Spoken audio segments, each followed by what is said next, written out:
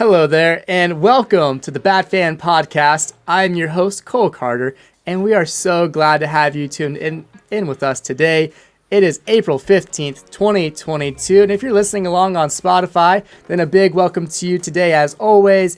And if you're viewing this on YouTube, then I hope you leave a like if you find today's episode to be a good one. If you're new to the podcast, then we would be honored for you to subscribe today. And along with subscribing, I would encourage you to click that bell below this video to get notifications for all new videos. That way, you're always connected with all things Bad Fan. But like I said, today is Friday, and it is feeling good, and I cannot do this thing alone. So I'm joined by my good friend and yours, Brandon Pasek. Let's bring him in. My guy, it's always good to see you. How's your week been so far? Yeah, man, it's been great. Work week has been awesome. Sports have been even better. So when those two things are rolling, I can't complain at all. How about you? Yeah, things have been okay. Really looking forward to the weekend. It's Easter weekend, so got some Good Friday, and then Easter on Sunday, so probably making my way to church, hoping to see some friends somewhere in between. But yeah, we were also talking earlier today off camera. We're planning a Nashville trip later in May, so that might entail a Bad Fan episode live from Nashville. Maybe some details to come on that, maybe some content more than just a podcast, but excited to have that potentially come down the pipeline. I know you're excited for that trip to Nashville. A big game between Atlanta United and Nashville SC, right? Mm-hmm. Yeah, very excited. We already have the tickets reserved. We just booked our Airbnb. So I'm very, very excited for that. That's in about a month, so can't wait. Cannot wait. Well, guys, together we're going to take a journey through the world of sports, giving you an informative rundown on the headlines that you need to know and discussing our views along the way that may go against the grain of normal fans. But we're going to begin today's Bad Fan journey with some headlines and things that have happened since the last time we talked. And that's going to begin with the NBA playoffs, which is not quite technically the NBA playoffs yet, is the NBA play-in tournament. We'll give you a look at what that bracket looks like. We talked a little bit about it last episode, but this is a graphic to help you see what it looks like. In the West, you had the New Orleans Pelicans. They played the San Antonio Spurs. You had the 9 and the 10 seed, and you had the Minnesota Timberwolves taking on the LA Clippers. You can see the results from those. You had the 9 and 10. The winner of that game plays the loser of the 7 and 8. So the Pelicans play the Clippers next. In the East, it's sort of the same mirror image. The 9 and 10, you had the Hawks that they played the Charlotte Hornets. They advanced to the next round. Hornets are gone. 7 and 8 seed game. The Nets beat Cleveland. Cleveland stays alive for a chance to play against Atlanta, and Brooklyn goes on to play Boston next. So that's a good image to see what happened. But the games themselves, we'll kind of give you guys a recap, an idea of what happened in those games. And so the first one we'll talk about is the Cleveland Cavaliers and the Brooklyn Nets. And the Cavs outscored the Nets in 3 of the 4 quarters. But it was the 20-point lead after the first quarter that got the Nets over the line and through the end of the game. For Cleveland, though, Darius Garland did score 34 points, 5 assists. That is not an easy feat to do, especially in a big game like that. Followed by his teammate Evan Mobley, who had 19 points, 7 rebounds, and a mix of points from the other guys on the court. But for the Nets, Brandon, they just pulled this one away, and they looked pretty good, didn't they? Yeah, they finished the game really well. They ended up winning 115-108. So it was a close game, and the Cavs have been pretty good all year. They have some young guys, and they have it's Jared Allen, right? It is. Jared Allen is injured, so he might play against the Hawks today, Friday, if you're watching it. But focusing on this game, Kyrie, he matched Garland's points with 34, but he also had 12 assists. He's a good distributor. Obviously, maybe the best handles in the world. And his counterpart, KD, Kevin Durant, had 25 points, 11 assists, 5 rebounds. Slim Reaper, he can do it all. Slim Reaper. And Bruce Brown and Andre Drummond also contributed to the win. So they will go on and play the 2-seed Boston Celtics. While, like we said, the Cavs are still in the not playoffs, the play-in, and they will play. Get used to saying that. Yeah, our beloved Hawks. So Yeah, that Nets Celtics series will definitely be a great one to keep your eyes on. Yeah. I mean, you have Kyrie Irving and Kevin Durant and Jason Tatum on that Celtics team. It'll be a really good matchup to see. But I was watching some First Take this week, and they were talking about how Kyrie Irving is just the most pure point scorer in the NBA, which I immediately thought he's not even number one on his own team. I think Kevin Durant is a more pure point scorer than him, and even I think like someone like Steph Curry. I don't know. Is Kyrie really all that, or is it just some hype that's surrounding him? I mean, I think it's so close once you're to that elite level, I guess you can make an argument for Kyrie. I wouldn't say that, but he has a lot of traits that are better than Kevin Durant. If you're saying Kevin Durant's the best. So I don't know. I think it's really tight all at the top. So depending on who you like more, I think is who you would nod to. That's fair. That's fair. Well, we did talk about those Cavs. Them losing drops them to that next game against their opponent, the Atlanta Hawks, who they whooped up on the Hornets, 132 to 103, which there is no flattery to that scoreline for the Hornets. I mean, they got smacked. LaMelo did walk away with 26 points, 8 assists, and 5 rebounds. Terry Rozier had 21 points. But really, there's not a whole lot of connection on the Hornets. I mean, PJ Washington and Miles Bridges combined for 29 points and 10 rebounds. It's just not enough against this Hawks team that's led by Trae Young. What did Ice Trae do? Man, he's just so good. He's so consistent. The Hornets did hold him to below 30 points. But yeah, he had 24 points, 11 assists. He's still got the double-double. He's a shooter. He's a distributor. He's great. And I think the Hawks overall are just a better team. They just have team play, and you can see that when you look at the stat line. All of the points were spread throughout the team. They like to share the ball. They all like to score. So, like we saw last year's playoffs, they're really dangerous. And then you have Clint Capella holding it down at the center position. He had 17 rebounds and 15 points. When you're getting that from a big guy, you're going to be doing pretty well. Really, really needed for that Hawks team. Can they get the job done against the Cavaliers? If Jarrett Allen is back, I think it'll be very close. I mean, it'll be close either way because the Cavs are really good. Did the Hawks blow them out the last time? We just played them towards the end of the season, I think. So I think we beat them by like 20. The Hawks have beat them 3 times. They've lost once. And I think they're the only team that have beat the Cavs like this bad, I guess that bad this season. So they've pretty much owned Cleveland this season. So I'm expecting them to come out on top. I just think that Cleveland's still too young of a team that doesn't have the experience quite yet in the playoffs and the play-in. Atlanta, they went to an Eastern Conference Finals last season. And right now they're doing it without John Collins, which is worrisome, admittedly. But you have Bogdanovich, who is looking good. And you got the guys that are kind of coming around like Gallinari and Clint Capella at the right time. So hopefully this Hawks team can band together. Obviously being led by Trae Young is just, again, also one of those guys, just a pure scorer. You can just expect him at least, he scored 24 points. You're expecting him to get 25, 30, 35 points each night. And if he's getting below that, certainly the Hawks are losing. So they need him to produce. But it is possible that they will get the job done, I believe. On the other side of the bracket in the West, the Timberwolves outlasted the LA Clippers 109 to 104. PG-13, Paul George dropped 34 points. Reggie Jackson and Norman Powell backing him up with a combined 33 points. You had some guys from Ohio State that you were backing on this one. One guy, D'Lo, left-handed Iceman. I mean, he's got ice in his veins. He's amazing. He scored 29 points. But a dog, woof, woof, Anthony Edwards beat him out with 30 points that game. It's also worth mentioning that Patrick Beverley, who he has a big mouth. He's known for defending. It's sort of fun. He brings a level of competitiveness to the NBA, which sometimes lacks, I'd say. Sure. And so it's fun. I like having him in the league.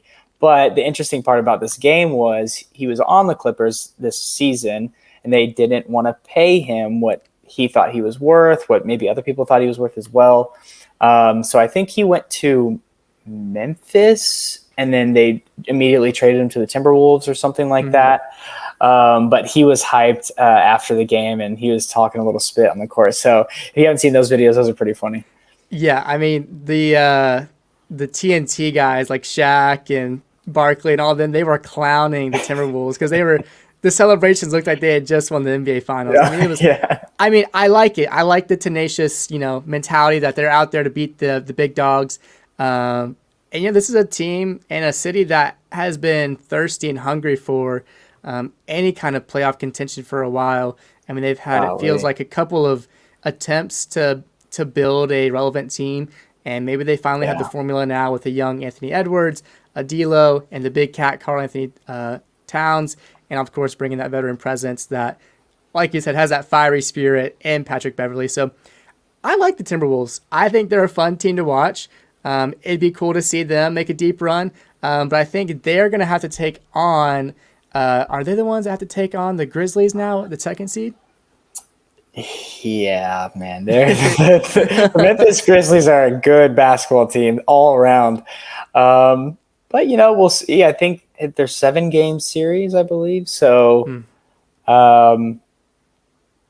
which I don't think those games should be 7-game series, to be honest. But that's it's all about money in the NBA. So I can never remember. I know MLB, it's like the NLDS is 5. I don't think the NBA is the same as that first series. So I think it's always 7. Yeah. Classic NBA. I mean that Grizzlies team has John Morant, who that dude is tough. He is going to be a great player down the road. But I don't know if that should be a good series. I'm definitely excited to see that. But the other game in the play-in, we saw the Pelicans beat the San Antonio Spurs. Might this be the last time that we see Popovich coach in the NBA? I'm not sure. There's rumors going around that he might come back for another year. But the Spurs have always been known for spreading their points pretty evenly across the board. But you had Devin Vassell leading the way with 23 points. But the Pelicans were just too much for the Spurs. CJ McCollum, he led the way for the Pelicans, didn't he? Yeah, 32 points, 7 assists, 6 rebounds. I mean, he's a baller, dude. He's so good. Brandon Ingram had 27, 5 and 5. And then Valanciunas had 22 points, and 14 rebounds. So a lot of contribution from other players as well. Yeah, so the Pelicans, they move on, and they'll be playing the Clippers for that final playoff spot, and the winner getting the 8th seed. So lots to play for still. I'm definitely cheering on my Atlanta Hawks. Who do you think between the Pelicans and Clippers? Because I agree. I think the Hawks will win. The only thing is it's in Cleveland. So that might be tough, especially if Jarrett Allen comes back. And if he plays 25 minutes, that could still be, tough. But yeah, I think the Hawks will still go through. I think the Hawks will go through. I mean, the Clippers, just having Paul George, I think he should be the guy that can just take over a game, if just for one game at least. He may not win a whole series, but I think that he should be able to take over and beat the Pelicans. Especially this Pelicans team is, I don't really think they've been much this season. You haven't had Zion all year. You bring in CJ McCollum from the Trailblazers, but I don't think that they can muster enough in this one game to beat the Clippers. But hey, anything can happen. Like we've talked about many times before, these one-off games, you have to play them for a reason. Anything can happen. Well, that's enough of the NBA. We're going to move into some baseball, all things baseball on the Bad Fan. A couple of notes from this past week that we want to cover for you guys. The LA Dodgers, the National League pennant losers to the Atlanta Braves, they were playing some baseball against the Minnesota Twins, and I will admit probably one of the best pitchers in MLB history had a staggering performance. Clayton Kershaw had a perfect game going against the Minnesota Twins. He had thrown right at 80 pitches. He had a crazy 13 strikeouts at that point in the game. But the man, the legend, no, he's not a legend. I'm messing with you. Dave Roberts came out to the mound and pulled Clayton Kershaw. I just can't believe he did this. Coming from an analytics standpoint, he pulled him coming from a shortened spring training. He threw 80 pitches. That's sort of been the limit that we've been seeing early in the season here. A lot of guys getting to that point and being pulled, but he had 13 strikeouts. He had a perfect game. There's been, I want to say, less than 25 perfect games in MLB history. It's probably been close to a decade since the last one we had, which I believe was Felix Hernandez with the Seattle Mariners. So this is history. And you're thinking that a pitch count this early in the season is really going to change that much down the line, Dave Roberts. So I'm pretty upset to see him being pulled, because 2 batters later, that perfect game bid was gone. So what does this mean to you and the way baseball seems to be moving forward with analytics? I like the analytic driven thing. It's because it's been around for a while now, and I don't know. Like, I like the shift. I like that part of baseball. It just inserts a little bit more creativity from some of these old managers, maybe, who are stuck in their ways, which is, it's so funny because we're about to talk about unwritten rules. Well, isn't it so hypocritical that these old managers are like, these unwritten rules of the baseball game, and you have to respect. It's just like, okay, well, you have a guy it's only been done, I think it's literally 27 times ever in the history of baseball, like throwing a perfect game, and you have one of the best pitchers ever in baseball history. Right. This could be a guy that could cement his legacy even more, having won World Series, Cy Youngs, MVPs, and now the chance to have a perfect game added to the resume. And like you're saying, you're letting this get in the way of that. I think is pretty ridiculous. Like, analytics don't get in the way of that, or should never get in the way of that. That's something you leave the analytics aside. I mean, unless it's like a playoff game or something, that's when I would say, yeah, definitely trust the statistics on that. But dude, this is like the 6th game of the year. Like, this game literally does not matter.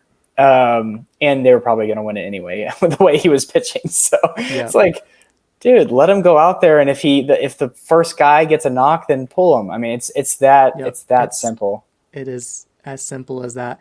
And yeah, like you said, I'm all for what you said. And Kershaw came out after the game. He defended his coach, saying it's the right decision to make. And yeah, that's just backing your coach up, even when you might not feel like it's the right thing. But yeah, unwritten rules is definitely a topic that's hot on the people's minds.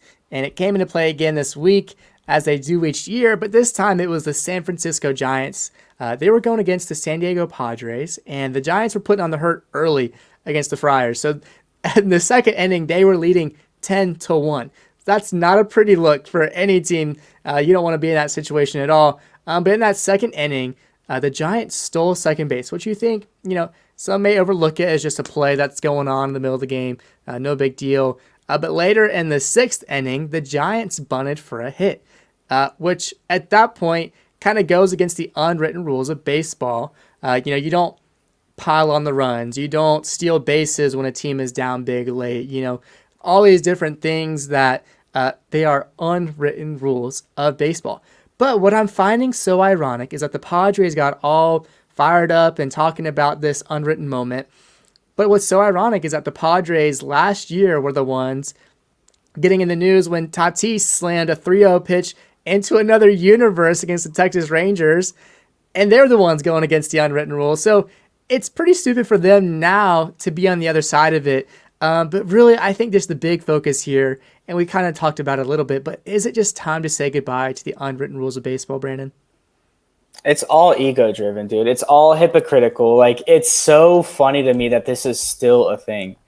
I mean, honestly. Like, and you know what's more of a mockery than bunting or stealing? At least bunting, they're like giving you an out. Stealing, they're offering you an out. You can throw them out. It's like pulling a position player to come pitch. Right. That's an extreme mockery of the game, just in general, right? Yeah. Like, I don't care how you look at it. Like, someone who doesn't play the position is going in and playing probably it is the most important position on the field. So it's like, right. But that's okay, right? That's not a part of the unwritten rules. But a guy who's trying to push the lead, trying to win, I mean, get him out, bro. Like, just get him out. I don't understand. Or the MLB should insert like a run rule or an option after the, let's say it's an eight run lead. Like, do you want to forfeit the game? Like, make that be a thing. So we don't have position players pitching. So we don't have these stupid unwritten rules coming into play. And then pitchers have to hit the guy the next day with a pitch. It's just like, why are we doing this? I've never Right. understood it. It does not make sense, no matter how you dress it up, in my opinion. It's so dumb. But I'm sure some old heads are sitting on their couch saying, well, it's the game. So stupid. Yeah. It is silly. And Gabe Kapler, the Giants manager, he came out and talked about how, we do want to continue to pile on those runs because that forces you, if you don't put in that position player to go deeper into your bullpen or to pitch your guys longer.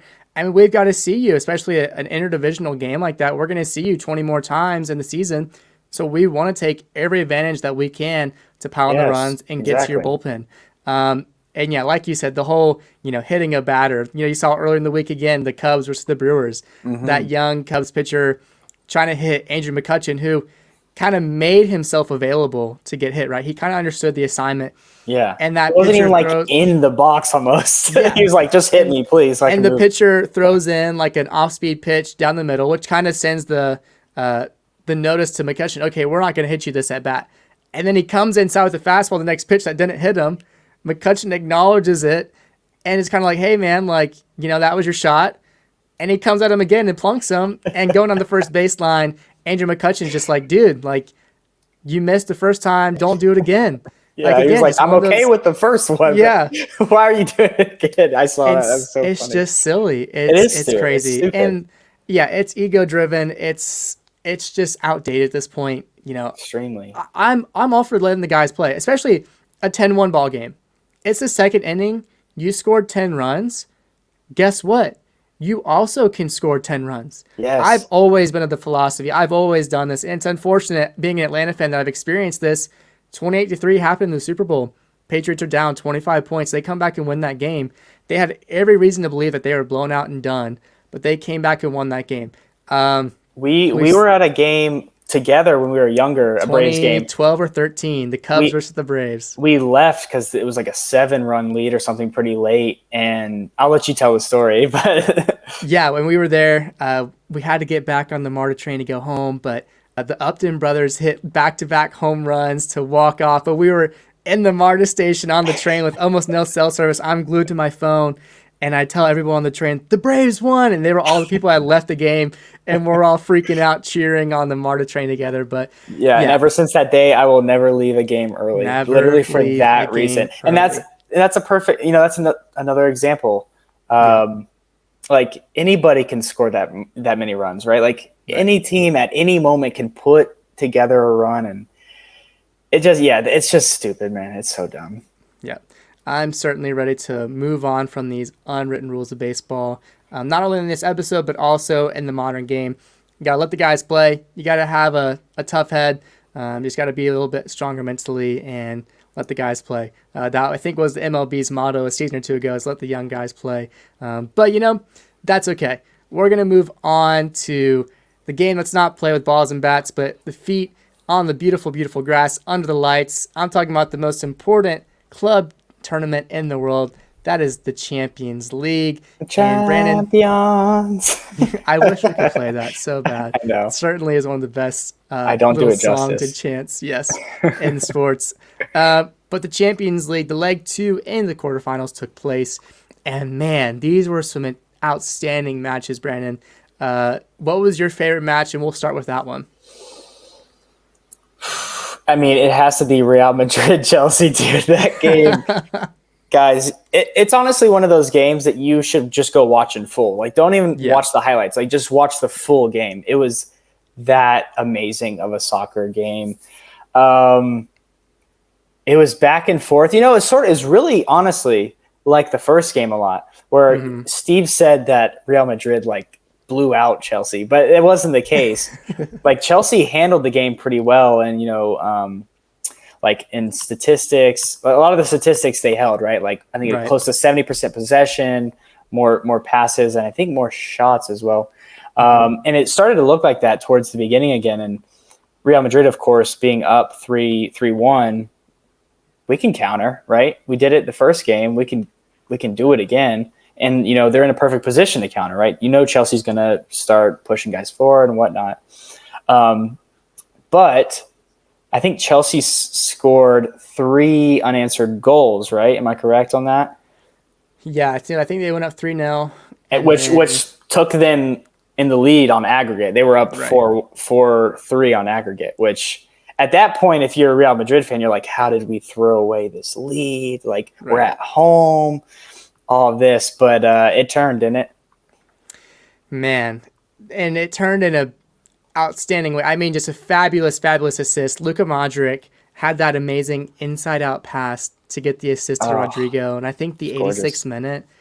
I mean, on both accounts. I mean, Modric's vision to see him making the run, Hmm. obviously just the ability to hit it on the outside of his boot to him, and Rodrigo to hit it on the volley. First time, man. It was First time so beautiful. past Mendy was just unreal, especially that late in the game. Just so much drama. So that sent the game into extra time at that point. Crazy. But in extra time, though, it was the guy that's been stealing the show just once again with his head, Kareem Benzema, man. World class. Just a man of the moment who's just shown no signs of slowing down in 2022, trying to get his own Ballon d'Or, it seems, right?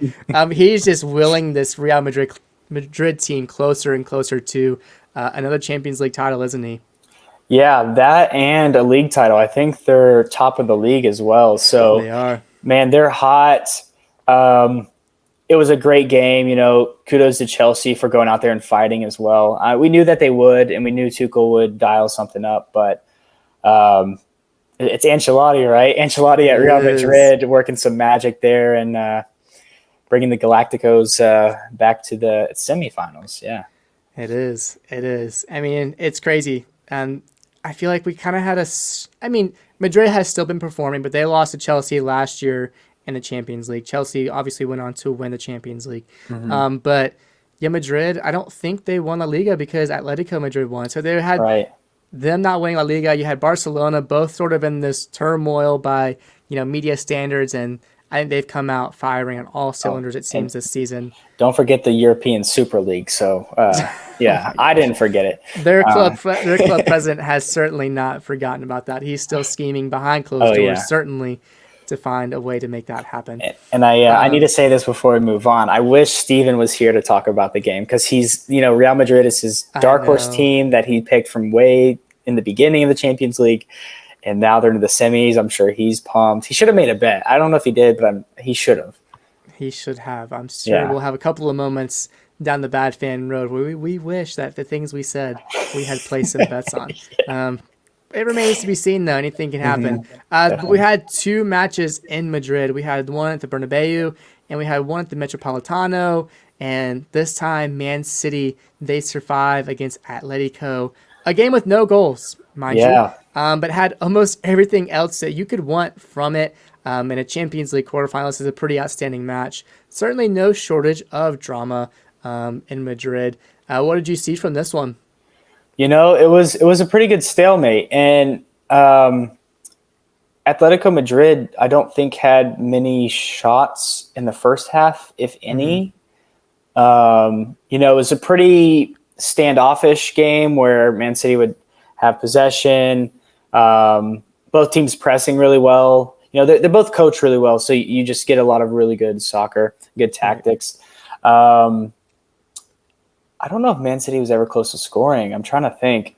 I don't have Um, any recollection of them having really good chances. yeah, and then I think once like the 70th minute came around, um, they backed off and like really went more defensive and really hunkered down. And so that's when Atletico Madrid, and to the minutes prior to them sort of backing down into parking the bus a little bit, they were getting really hot, getting in behind a little Man, bit, getting some shots, creating some chances, but they didn't score any. So once Man City went into this like defensive, shell, I sort of had a feeling that it was over because just of the class of Man City. Um, but it was a really good game, and I'll let you talk about the drama at the end. well, for me watching it, I actually thought that Man City was showing some cracks. I think Mm, Atletico actually had some really, really good chances. I mean, yeah.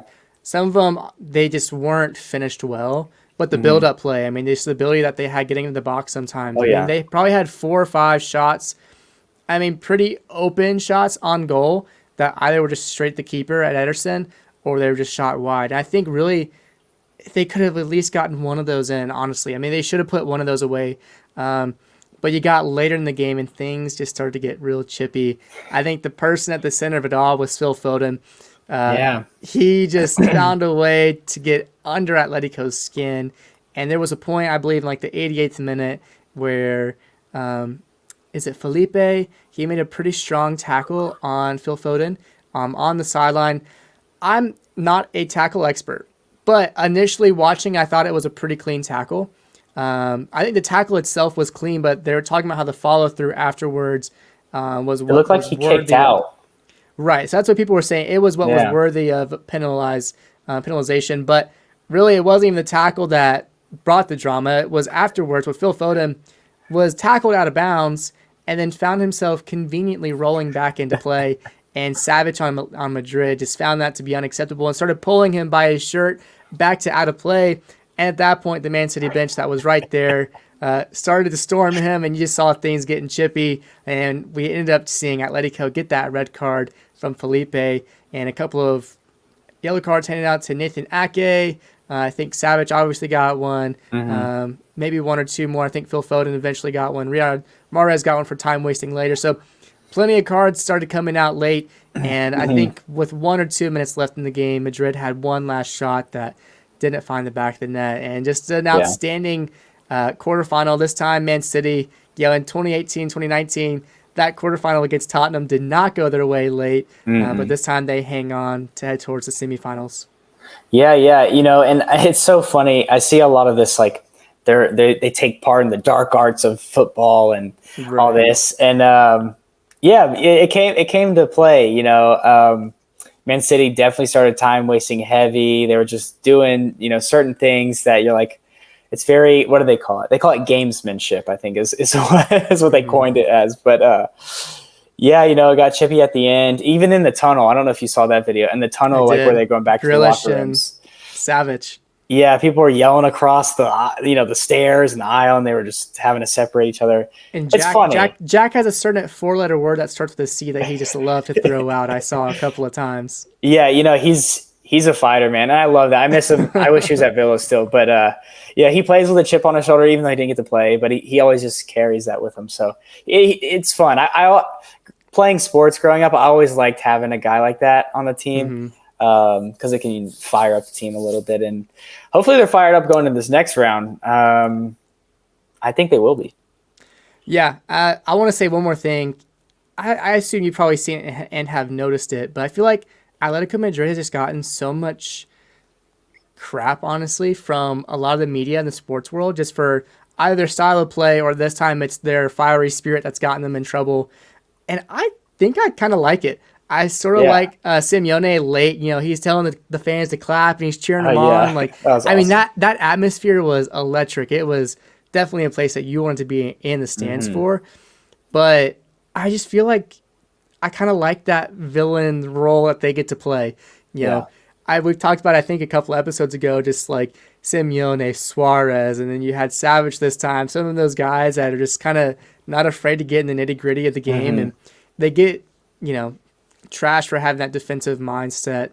But really, I think late it was flip-flop where Man City, they were the ones that you said hunkered down and outlasted them. But I like this Atletico team. Yeah. I hope that they can continue to find success. I think they're a fun team. If I had to pick one in La Liga, I think Atletico would be my team if I would follow one, which is why it was so fun to see them win the league last season, because you saw the downfall of Barcelona.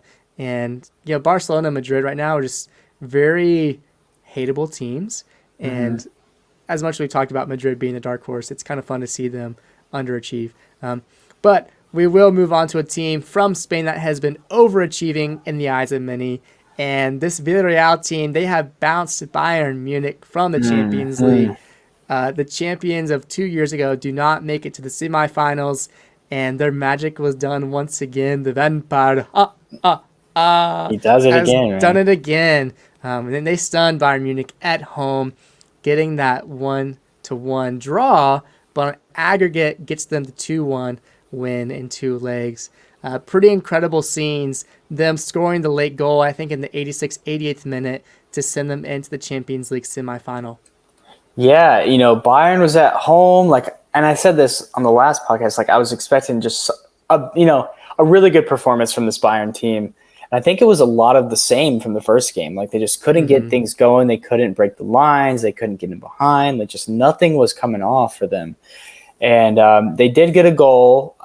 Was it in the second half? I think maybe their goal came. I think it was early in the second half. Like 52nd minute or something. I feel like I could be wrong. That's what I feel like too. Whatever it is, they go up 1-0. Okay, then at that point I expect Villarreal just come out of their defensive shell because they do honestly similar to what Atletico Madrid does. Not specific tactics. Play the counter when the chance comes. Exactly. Especially when you're playing a good Bayern team like that who could pick you apart. It makes sense, right? When you have the space interpreter in your yeah, he'll pick anything out, right? He'll interpret your space. People won't understand that joke, but yeah, and I was expecting Villarreal to come out of the shell, Bayern to turn it up a little bit once they just to choke out Villarreal. Did not happen. Villarreal scores a little later, right? I forget what minute. It was late. It was definitely in the 80s. I thought it was like the 86th, 88th minute. It was late. Yeah, it was late. That's amazing for them. They score, so they tie the game, but they win 2-1 aggregate. Yeah. I don't know if anybody really saw that happening, but again, we always say this. I feel like every week it's these knockout rounds, these tournament style games. It's just like you never ever know what is going to happen, and all these teams are obviously very, very good. So. And that showed again here. So it's crazy. I honestly cannot believe it. Yeah, and I think Julian Nagelsmann, the manager of Bayern Munich, I think he was just complacent. I think he got in that mindset of, this is a lower tier side from Spain. This isn't a team that can compete in the Champions League like we have for so long. And I think he just didn't have the mindset that this team could achieve big things, and it bit him in the butt. Which is, maybe his lack of experience as a coach, as a young head coach, coming from RB Leipzig, I think, not so long ago. So really, I think his inexperience led to his downfall. He got a big head.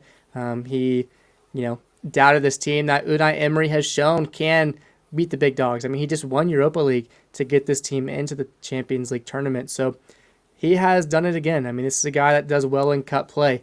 And so Unai Emery has taken Villarreal to the Champions League semifinal, and it'll be an incredible time for them as fans. Definitely. They'll definitely be filling out their stadium for the next round, but we had one more matchup that went down.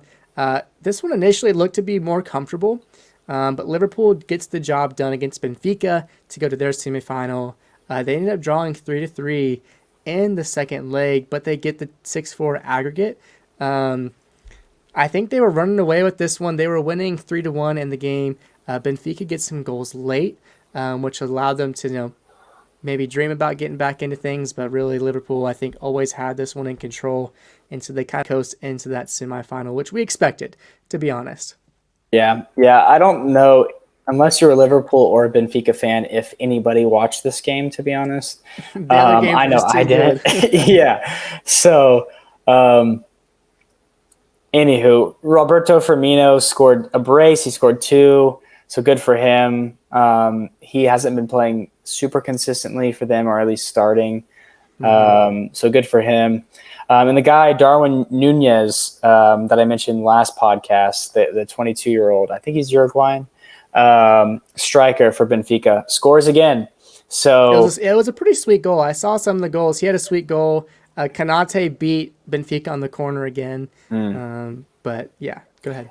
Yeah, I was just going to say, it's heating up for Nunez. He will probably be in the Premier League this upcoming year because he's a talent, man. He's a talent. But good for Benfica. They made it this far in the quarterfinals. They gave Liverpool, who I think is a top 2 team in the world, they gave them a good run. That's what you want to see, right? So good for them. Absolutely. So that leaves us now with the next round. So you have the semifinal round. We're going to see Manchester City. They've been drawn against Real Madrid, and that leaves Liverpool and Villarreal for their both sides chances to go to the final. I'm sure Steven has Real Madrid beating Man City. I'm Ooh. sure a lot of people are going to have Liverpool beating Villarreal. But to be honest, I would love to see Villarreal make it to the final. Mm. Um, and I'm sort of indifferent on Man City Madrid. It's always good to see an English team. But could you imagine having two Spanish teams? I'm sure that would certainly be making some huge headlines and only flare up the debate on which league is better between La Liga and the Premier League. I guess it would. I mean, There are people out there.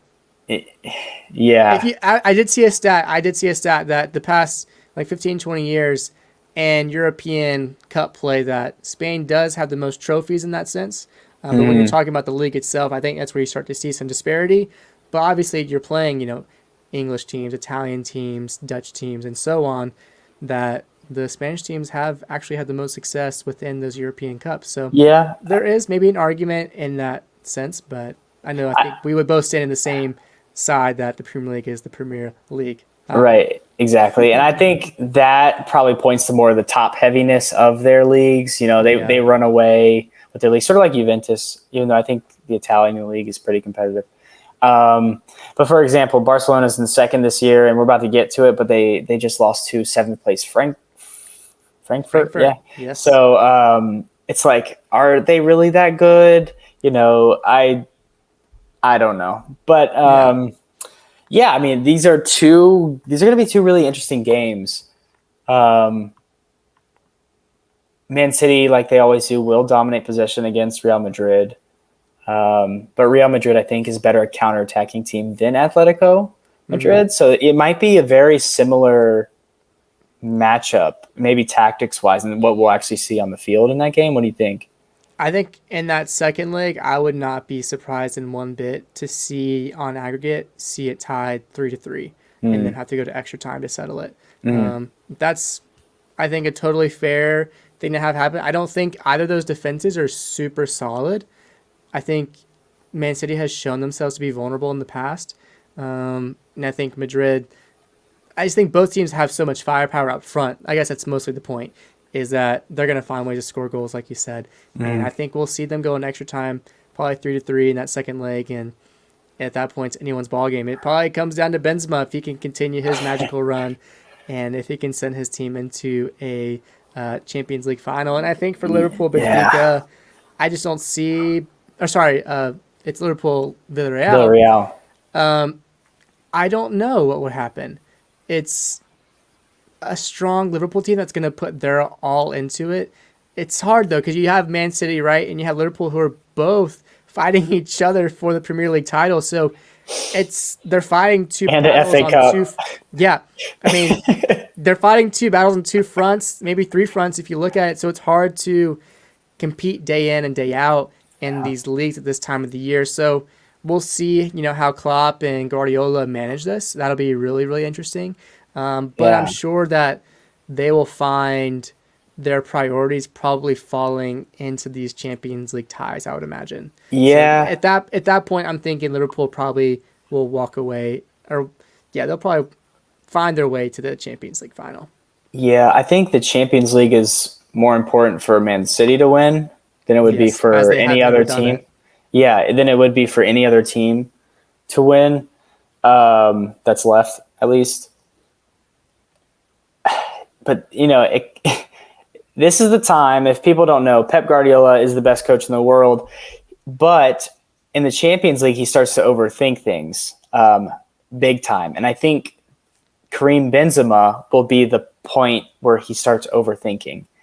Um, yes, there might be some weird tactical thing that Pep does to sort of nullify Benzema. But again, Benzema is that good. He doesn't even necessarily need to score the goals, even though he's great at it. Him drawing attention and letting the wingers go because they're both very good as well. I mean, I don't know. Like I honestly don't know how this series is going to go. I do think Man City will win, but I think it'll only be by one goal, to be honest. I think over the two legs, it could honestly, like you said, be a 4-3.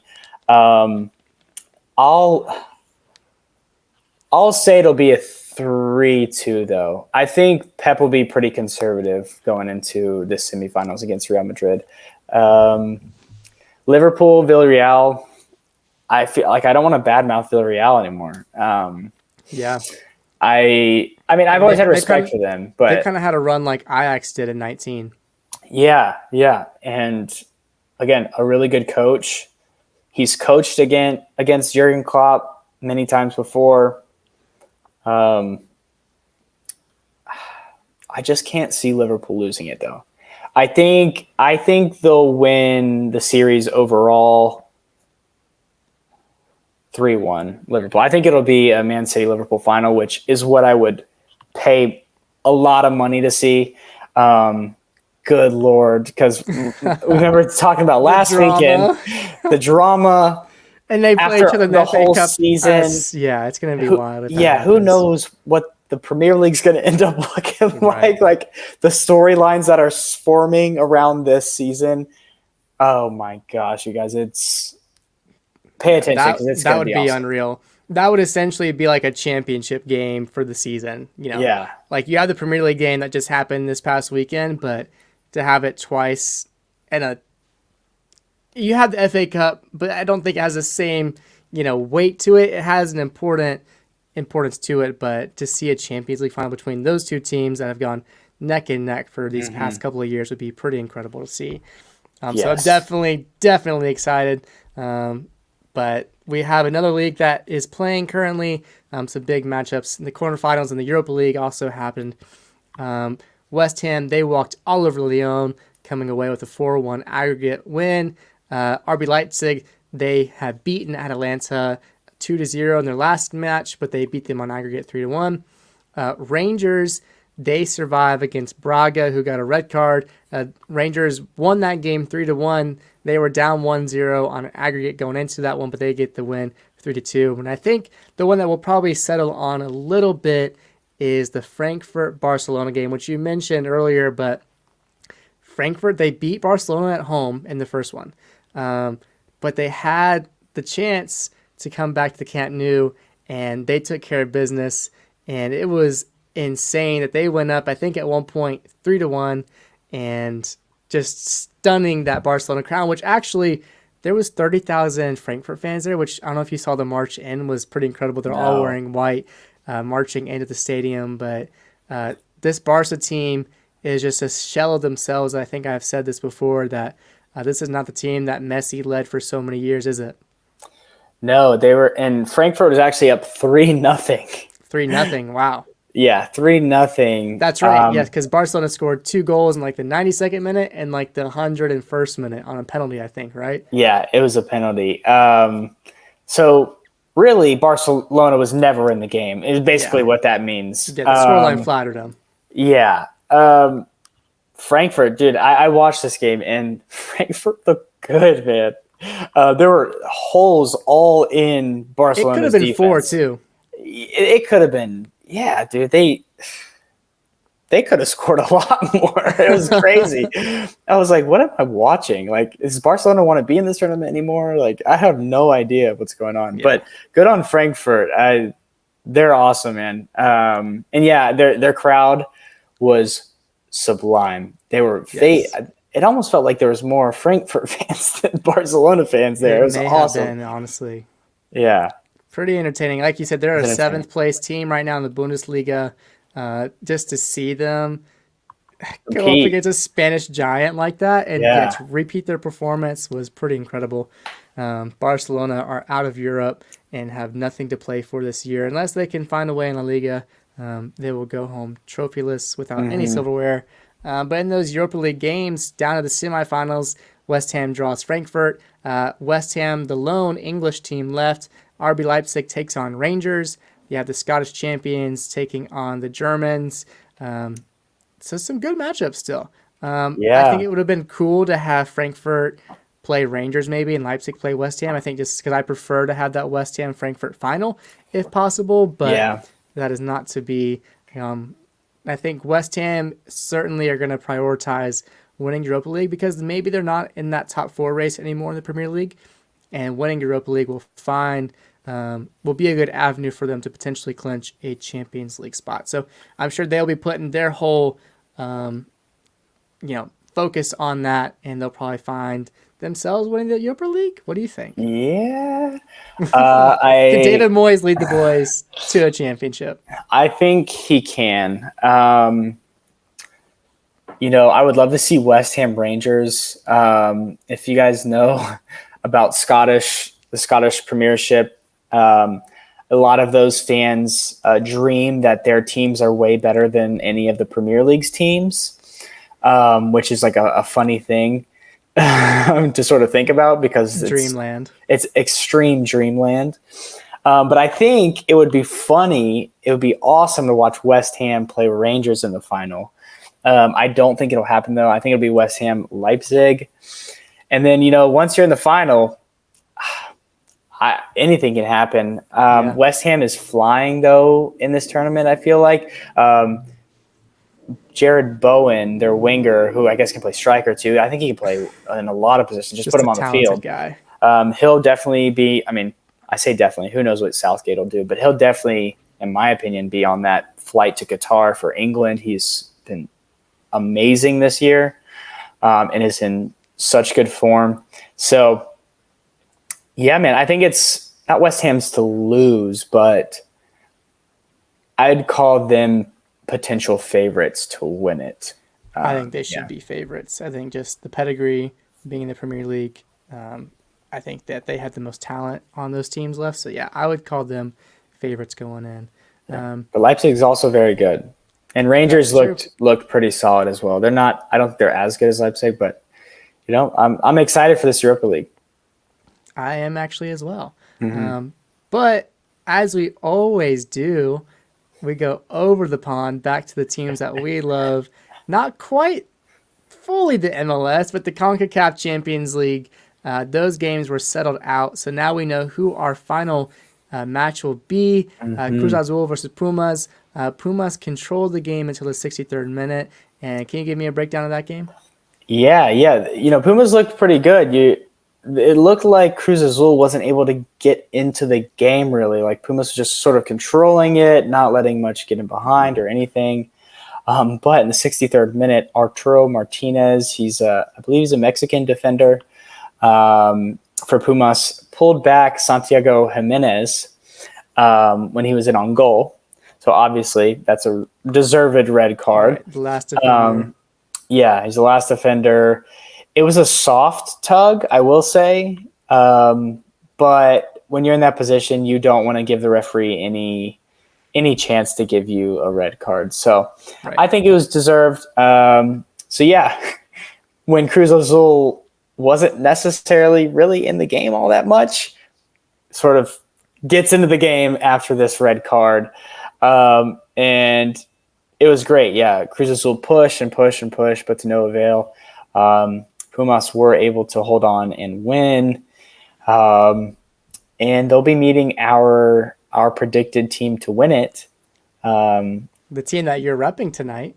Yes, again for Steven and for ourselves, because we've called this, and I think we're probably pulling for them in this Champions League, I'd imagine. Yeah, and NYCFC are just not looking like the champions that they were in MLS last season. They didn't even get the opportunity to play at home with the MLB season in full go mode now. They plan to play at the Rebel Stadium, so they didn't even get a chance to play at home. And I guess CONCACAF won't even approve the Yankee Stadium as a legal field. CONCACAF has told them that they are not allowed to play games on their baseball field, which is hilarious. And it looked like for this home game, which was at Red Bull Arena, looked like there was maybe 1,000 NYCFC fans there. I'm just making that up, but it was not packed for this Champions League game, which is a massive game. It was funny, but I will say the Sounders look pretty professional in this second leg. And with the man who strikes fear into defenders' hearts all over the MLS, he's back. It's Raul Ruiz Diaz. He scored a really good goal, really good team goal, actually. If you haven't watched the highlight for that, please go check it out. It's a great goal. But yeah, just showing his class, the best striker on the field, I think. Tati Castellanos is good and had a really good season last year, but wasn't able to get it going for NYCFC. So yeah, it's all set and wrapped. We have Pumas versus Seattle. The stakes are very high. As high as they can be. This is it. We talk about the disparity between leagues, between Liga MX and MLS. Maybe we see Pumas as being a better team there, or maybe you see it the other way. But we've seen in knockout tournaments that none of that really matters. We've discussed this tonight already. So we do expect these two legs to be end-to-end action. Anything can happen. Obviously, we're pushing for Seattle to get to be the first MLS team to win the CONCACAF Champions League. But Pumas can show that they're the superior side and can continue to rule the Mexican reign in the CONCACAF Champions League over MLS teams. But those games will be later. April 27th will be the first leg, I think, in Mexico. And leg 2 will be May 4th back in Seattle. And that'll be the pivotal one to decide who becomes the CONCACAF Champions League champion. That's crazy. Pretty great. Well, yeah, that's been pretty much it here on The Bad Fan. We've hit just a little bit over the hour mark. But this has been awesome, Brandon, just to get together. The two of us tonight, no Steven. He's got a busy weekend. But this has been a really good episode. I've really gotten to enjoy, talking about the unwritten rules of baseball, Dave Roberts underachieving as a manager, the amazing Champions League games. It's been, like you said, as we introed into this one, now as we go to the outro, that you said this was a pretty incredible week for sports, and that was no lie.